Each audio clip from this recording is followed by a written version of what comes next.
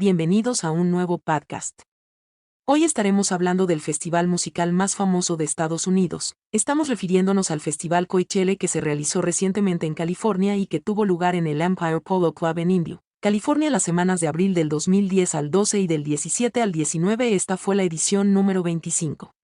Entre los artistas invitados se encontraban Sabrina Carpenter, Justin Bieber, Karol G y muchos otros cantantes famosos. Como siempre te contaremos lo que otros no te cuentan. Nuestra información está basada en investigaciones, artículos y reseñas de organismos de inteligencias. Vamos a comenzar. Imagínate estar atrapado dentro de tu auto durante 9 horas. 9 horas bajo el sol del desierto, rodeado de miles de vehículos que no se mueven ni un solo centímetro. Una pesadilla absoluta. No tienes acceso a baños. El agua se te está acabando y pagaste miles de dólares por el privilegio de estar ahí. Y fíjate que esto no es una escena de una película de desastres ni una evacuación de emergencia. Es el día 1 del festival de música más glamoroso del mundo. Es un contraste brutal, porque la imagen que nos venden es esta fantasía cuidadosamente curada, esa estética impecable, la rueda de la fortuna contra el atardecer. La libertad absoluta en medio del valle. Pero cuando apartas la mirada de esas publicaciones virales y empiezas a leer los reportes reales del Departamento de Policía de Indio o las quejas desesperadas en los foros y los documentos de responsabilidad civil, esa burbuja perfecta simplemente estalla. La brecha entre lo que se promociona y la cruda realidad de operar un megaevento de este tipo es gigantesca, y por eso estamos aquí. La misión de esta exploración a fondo es analizar una montaña de fuentes diversas, para descubrir qué sucedió realmente durante los 2 fines de semana de Coachella 2026. Y tenemos de todo, desde análisis legales de responsabilidad hasta discusiones, pues muy crudas de los propios asistentes en Internet. Sí, vamos a revisar desde el caos logístico y los incidentes, hasta un debate muy complejo sobre el tema de las drogas y la presencia de menores. Todo para responder a una pregunta fundamental. ¿Qué tan seguros son en realidad estos eventos masivos públicos? Bueno, vamos a desglosar esto, porque los problemas empezaron mucho antes de que sonara la primera nota musical. El ejemplo perfecto de eso es lo que acabas de mencionar, el infame día cero. Sí, un desastre total.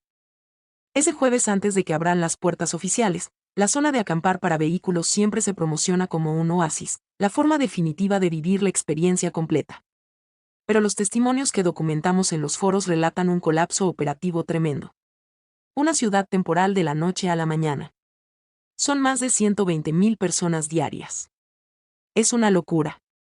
Y yo me pregunto, si no pueden manejar la logística básica de acomodar los autos de los asistentes en una llanura inmensa. ¿Cómo pueden garantizar la integridad estructural de toda esa ciudad temporal cuando se enfrenta a algo mucho más impredecible, como la fuerza de la naturaleza? Lo fascinante aquí es que esa falla en el campamento es solo el primer síntoma. Ambos problemas son síntomas de una planificación sobrepasada por la densidad de la multitud. Y la naturaleza, como vimos en las fuentes del primer fin de semana, simplemente no perdona.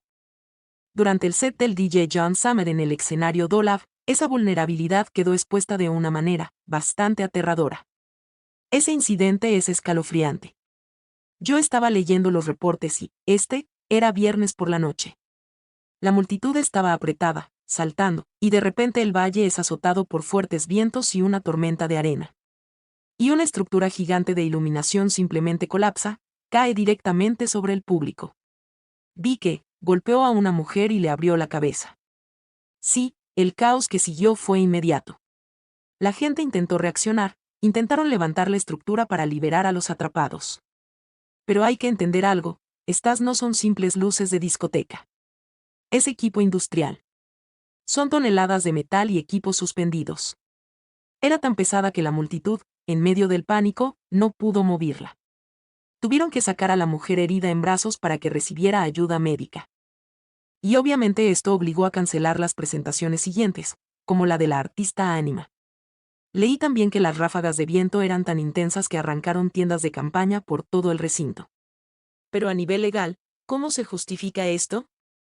Yo pensaría que si vas a colgar toneladas de metal sobre miles de personas en un desierto, que de por sí es conocido por sus tormentas de arena, pues debe haber alguna garantía. Pues en el análisis legal que revisamos, esto recae bajo algo conocido como la Ley de Responsabilidad de Ocupantes. En términos simples, esto significa que quien controla la propiedad, o sea, los organizadores tienen un deber ineludible de cuidado hacia las estructuras temporales y los visitantes. No pueden decir simplemente, ¡ay, fue el clima! Exactamente. No pueden decir, fue un acto de Dios o culpar al clima sorpresivo. Tienen la obligación de monitorear activamente el clima y asegurarse de que esas estructuras puedan soportar esos vientos. Si sabes que va a haber una tormenta de arena y mantienes estructuras pesadas colgando sobre la multitud, los abogados empiezan a plantear demandas por negligencia muy serias. Entonces tenemos una infraestructura física que falló ante el clima y una logística que falló ante la cantidad de autos. Cuando pones a decenas de miles de personas frustradas y exhaustas en un entorno así, supongo que el siguiente punto de quiebre es el comportamiento humano. Revisamos los datos de la policía, sí, me metí de lleno en las estadísticas oficiales y los números cuentan una historia fascinante sobre lo que ocurre a nivel de cancha. En total, durante los 2 fines de semana, tuvimos más de 200 arrestos. De una asistencia de 120,000 por día. Para desglosarlo un poco, fueron 97 arrestos en el primer fin de semana y luego subió a 106 en el segundo. ¿Y por qué motivos arrestan a la gente, principalmente?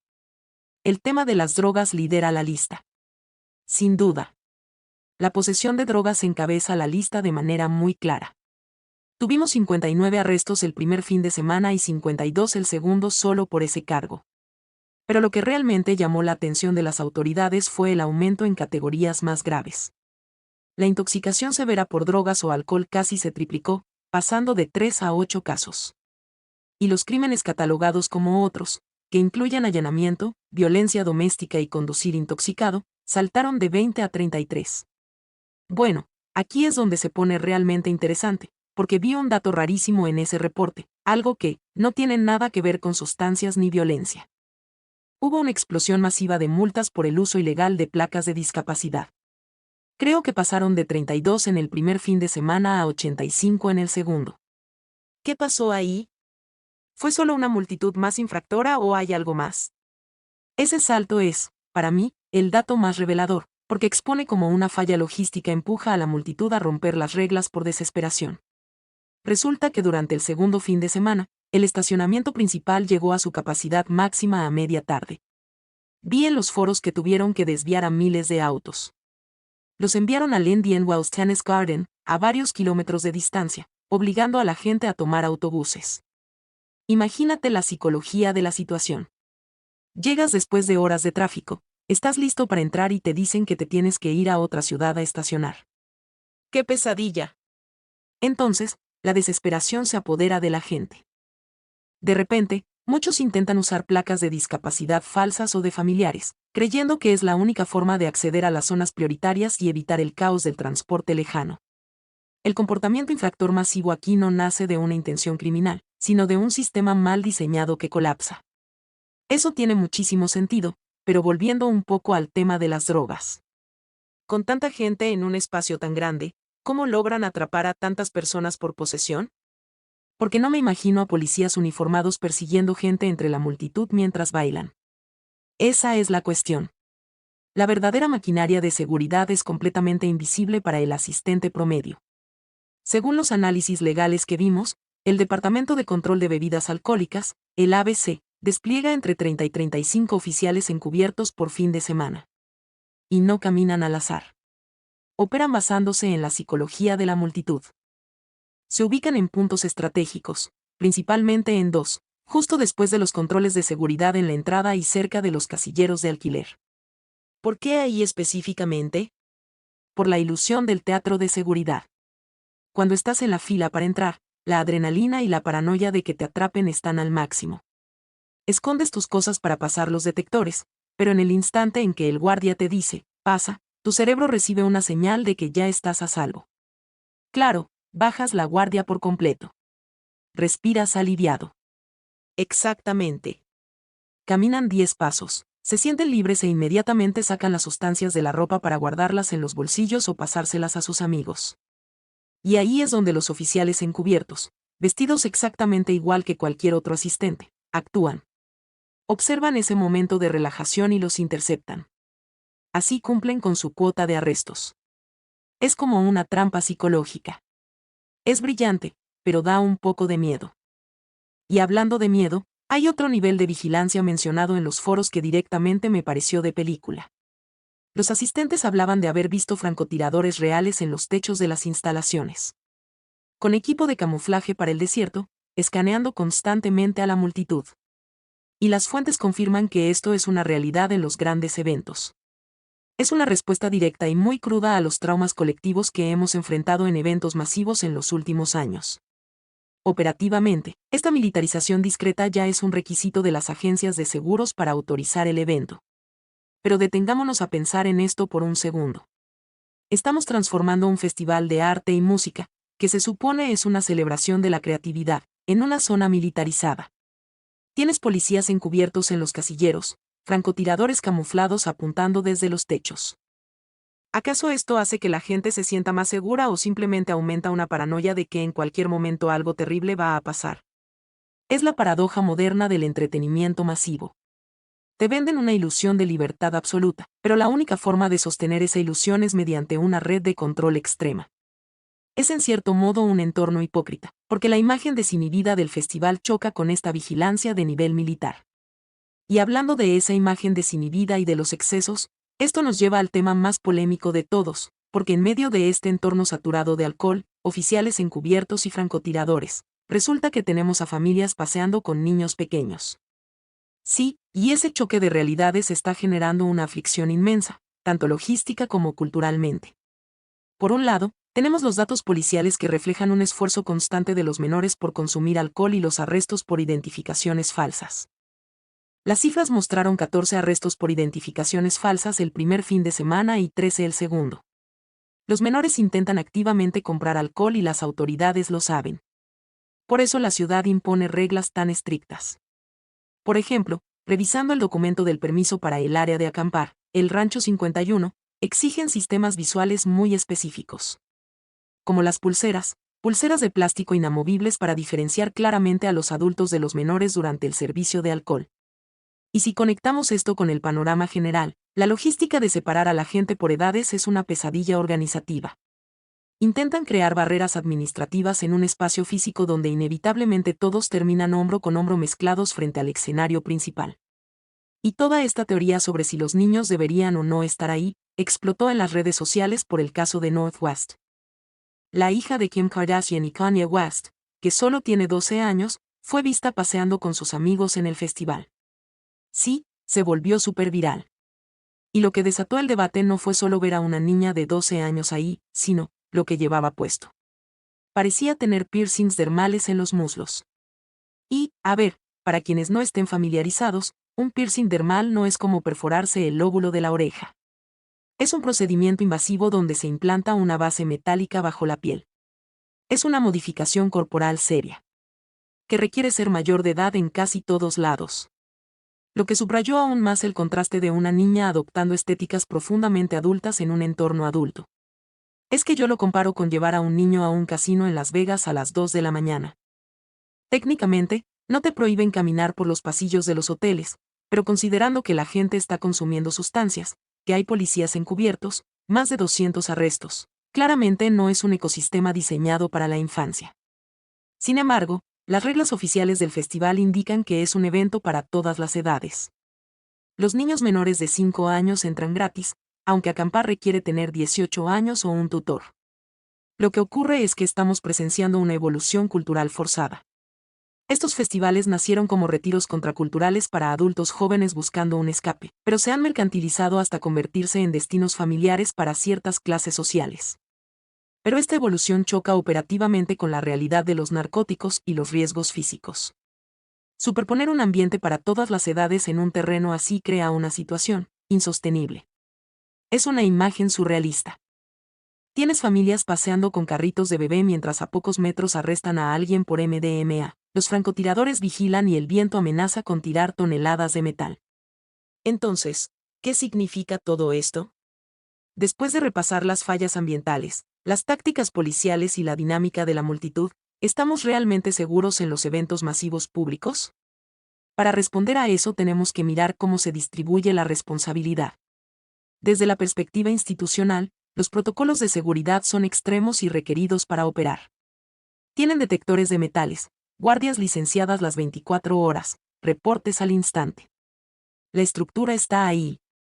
Pero la reflexión de los expertos legales que analizamos es clara: la seguridad nunca está garantizada al 100%.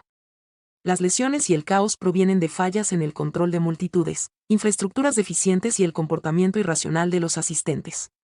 Es una responsabilidad legal compartida. Fíjate que eso me recuerda a un comentario que vi de un asistente en línea. Escribió que la vigilancia comienza por uno mismo. ¡Qué interesante! Sí, instaba a la multitud a cooperar porque decía que si la gente se la pasa peleando con el personal de seguridad por tonterías durante las inspecciones, agotan a los guardias y su capacidad para detectar amenazas reales, como armas, disminuye. Es una observación sumamente madura. El ecosistema solo funciona si la multitud colabora, pero también hay que mantener el rigor analítico frente a los datos que revisamos. Hablamos de un escenario que suena incontrolable. Sin embargo, estadísticamente registrar poco más de 200 arrestos en un universo de cientos de miles de personas durante 2 fines de semana es un porcentaje mínimo. Exacto. Refleja que la abrumadora mayoría de las personas cumplió las reglas y estuvo a salvo. Plantea que nuestra percepción de peligro a menudo es amplificada por el ecosistema digital. Un video de un arresto se vuelve viral, pero las 100.000 personas que simplemente bailaron y se fueron a dormir a salvo no generan noticia. Hay que pensar de manera crítica sobre las estadísticas versus las anécdotas. Exactamente. Bueno, hemos hecho una recapitulación muy ágil de un festival de contrastes extremos, donde convergen el glamour, los fallos de infraestructura, una red de seguridad militarizada pero discreta y un debate ético muy profundo sobre quién debería asistir a este tipo de megaeventos. Es un reflejo de nuestra sociedad contemporánea al final del día. Y para terminar, quiero dejar a quienes nos escuchan con una última idea provocativa, algo para reflexionar.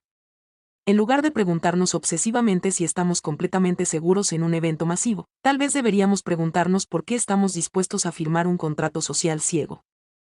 Intercambiamos voluntariamente nuestros derechos básicos de privacidad, dejamos que nos vigilen francotiradores y asumimos riesgos físicos firmando excepciones de responsabilidad si un escenario nos cae encima. Todo por la promesa de ser parte del momento cultural del año. ¿Es la música el verdadero atractivo o es la adrenalina de sobrevivir a la experiencia? Es una excelente pregunta para replantearnos nuestra relación con el entretenimiento masivo actual. Definitivamente. Bueno, ha sido un análisis revelador. Muchísimas gracias a nuestra audiencia por acompañarnos en esta exploración a fondo. Nos vemos en la próxima. Gracias por tu apoyo. No olvides de suscribirte, comentar y darnos un me gusta para que a otros usuarios les pueda llegar esta importante información.